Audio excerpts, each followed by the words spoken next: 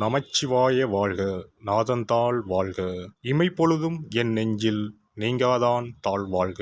வாழ்க வளமுடன். அனைவருக்கும் இனிய வணக்கங்கள்.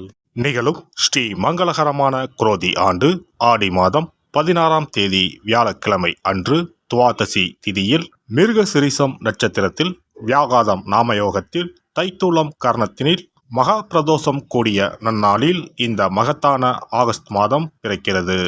இம்மாத கிரகநிலை என பார்த்தால் ரிஷபராசியில் குரு பகவானும் செவ்வாய் பகவானும், கடகராசியில் சூரிய பகவானும் புதன் பகவானும், சிம்ம ராசியில் சுக்கிர பகவானும், கன்னிராசியில் கேது பகவானும் உள்ளனர். கும்பராசியில் சனி பகவான் வக்ர நிலையில் உள்ளார். மீனராசியில் ராகு பகவான் சஞ்சாரம் செய்கின்றார். இம்மாத கிரக பெயர்ச்சி என எடுத்துக்கொண்டால் ஆகஸ்ட் மாதம் 1ஆம் தேதியே சுக்கிர பகவானின் பெயர்ச்சி சிம்மத்தில் நடைபெறுகிறது. ஆகஸ்ட் 17ஆம் தேதி சூரிய பகவான் சிம்ம ராசிக்கு பெயர்ச்சியாகின்றார். ஆகஸ்ட் மாதம் 26ஆம் தேதி செவ்வாய் பகவான் மிதுன ராசிக்கு பெயர்ச்சியாகின்றார். ஆகஸ்ட் மாதம் 26ஆம் தேதி சுக்கிர பகவான் கன்னி ராசிக்கு பெயர்ச்சியாகின்றார்.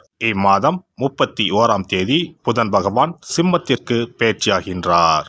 இந்த கிரகங்களின் சஞ்சாரம் மற்றும் இடப்பெயர்ச்சியால் உங்கள் ராசிக்கு இம்மாதம் என்னென்ன பலன்கள் கிடைக்கப் போகின்றது என்பதனையும், அசுப பலன்கள் ஏற்படுமாயின் ராசிக்காரர்கள் செய்ய வேண்டிய பரிகாரம் என்ன, வழிபட வேண்டிய தெய்வம் யார் என்பதனையும் காண்போம்.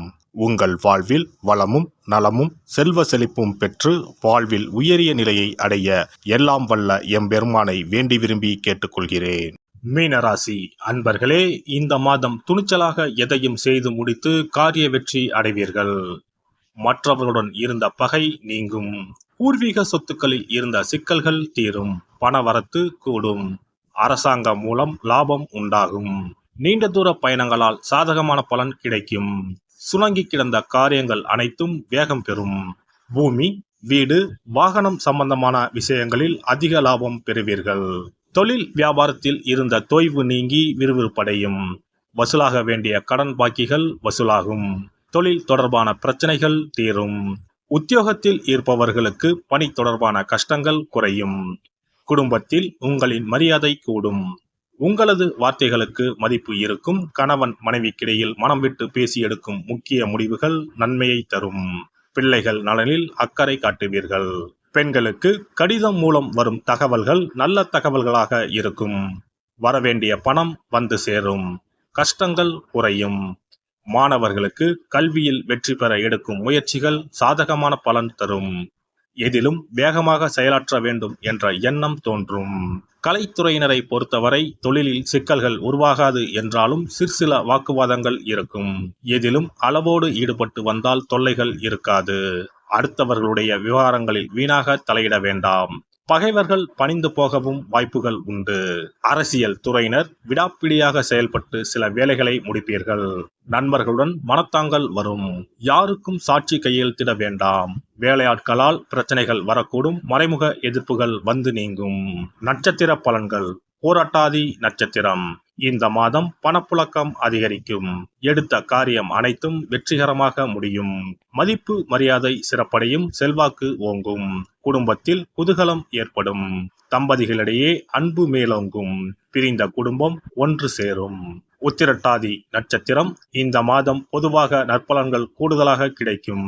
எதிலும் சிறிதளவு ஆதாயம் ஏற்படும். முன் விரோதம் காரணமாக சில சங்கடங்கள் உருவாகலாம் என்றாலும் அவற்றை சமாளிக்கும் வழிகள் உங்களுக்கு புலப்படும். இயந்திரங்களை உபயோகிக்கும் போது பணியாளர்கள் எச்சரிக்கையுடன் இருப்பது அவசியம். தெய்வ பணி, தர்ம பணி போன்ற நற்காரியங்களில் ஈடுபடவும் வாய்ப்புகள் உண்டு. ரேவதி நட்சத்திரம். இந்த மாதம் தொழிலில் சிக்கல்கள் உருவாகாது என்றாலும் சிற்சில வாக்குவாதங்கள் இருக்கும். எதிலும் அளவோடு ஈடுபட்டு வந்தால் தொல்லைகள் இருக்காது. அடுத்தவர்களுடைய விவகாரங்களில் வீணாக தலையிட வேண்டாம். பகைவர்கள் பணிந்து போகவும் வாய்ப்புகள் உள்ளன. விநாயக பெருமானை தீபம் ஏற்றி வழிபட காரியங்கள் கைகூடும். மன கஷ்டம் நீங்கும். எதிர்பார்த்த உதவிகள் கிடைக்கும். சிறப்பு தொகுப்பு. கண் திருஷ்டிகள் அகன்று தடைப்பட்டு கொண்டிருக்கும் காரியங்கள் நிறைவேற செய்ய வேண்டிய பரிகாரம் என்ன என்பதனை பற்றி காண்போம். வாழ்க்கையில் நல்ல நிலையில் இருந்தவர்கள் கூட திடீரென்று பொருளாதாரம் இழந்து மன கஷ்டங்களுடன் வாழும் நிலை ஏற்படும். இந்த நிலை எதனால் ஏற்பட்டது என்று ஆராய்ந்து பார்த்தால் பெரும்பாலும் அவர்களின் மீதான கண் திருஷ்டிதான் காரணமாக இருக்கும்.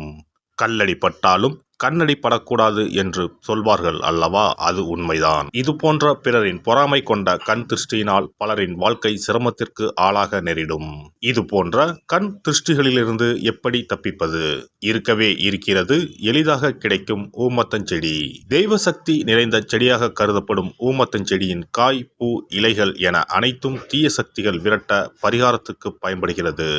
பொதுவாக ஊமத்தம் காய்க்கு கெடுதலை அகற்றக்கூடிய சக்தி உண்டு. நம் வீட்டில் உள்ள எதிர்மறை சக்தியை அகற்றுவதற்கு ஊமத்தங்காய் தீபம் சிறந்த பரிகாரமாகிறது.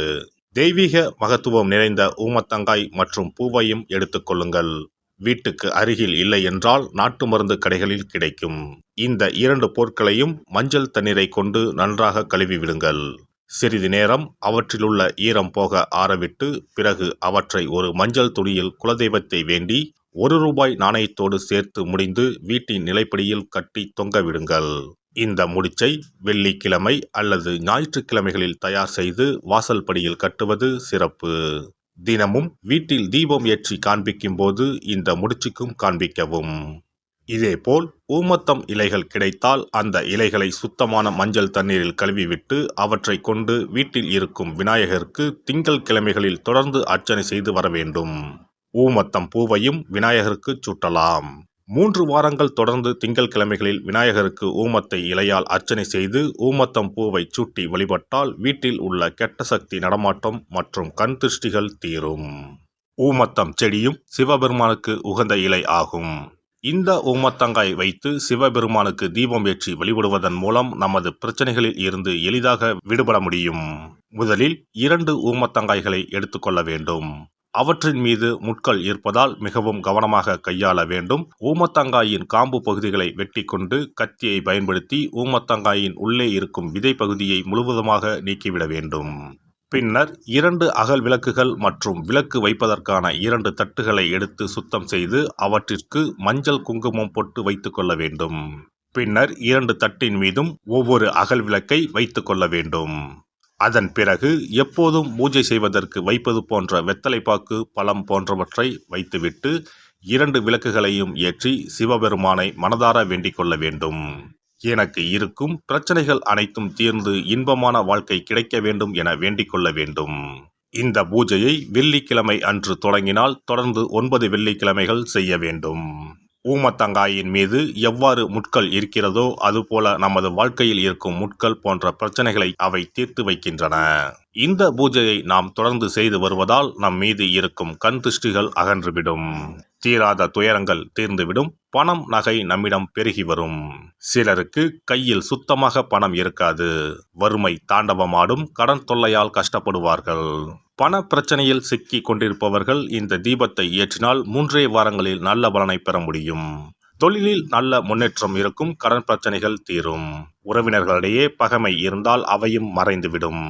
நோய்வாய் உள்ளவர்கள் இந்த தீபத்தை ஏற்றுவதன் மூலம் நல்ல பலனை பெற முடியும். பொதுவாகவே எந்த பரிகாரம் என்றாலும் அதை முழு நம்பிக்கையுடன் செய்தால் மட்டுமே முழு பலன் கிடைக்கும் என்பதை நினைவில் கொள்ளுங்கள். எல்லாம் வல்ல இறையருளால் நீங்களும் உங்கள் அன்பு குடும்பமும் உடல் நலம், நீலாயுள், நிறை செல்வம், உயர் புகழ், மெய்ஞானம் ஓங்கி வாழ்க வளமுடன். இந்த வீடியோ பதிவு உங்களுக்கு பிடித்திருந்தால் லைக் பண்ணுங்க, கமெண்ட் பண்ணுங்க, ஷேர் பண்ணுங்க. மறக்காம சப்ஸ்கிரைப் பண்ணுங்க. பக்கத்துல இருக்கிற பெல் பட்டனை கிளிக் பண்ணுங்க. நன்றி, வணக்கம். ஓம் நமச்சிவாய. சிவாய நம.